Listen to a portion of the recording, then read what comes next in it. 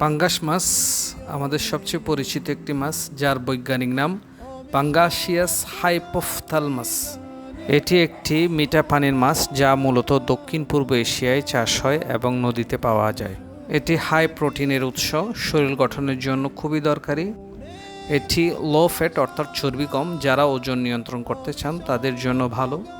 এটি সহজলভ্য ও সস্তা, এক কথায় বাজেট ফ্রেন্ডলি প্রোটিন সোর্স।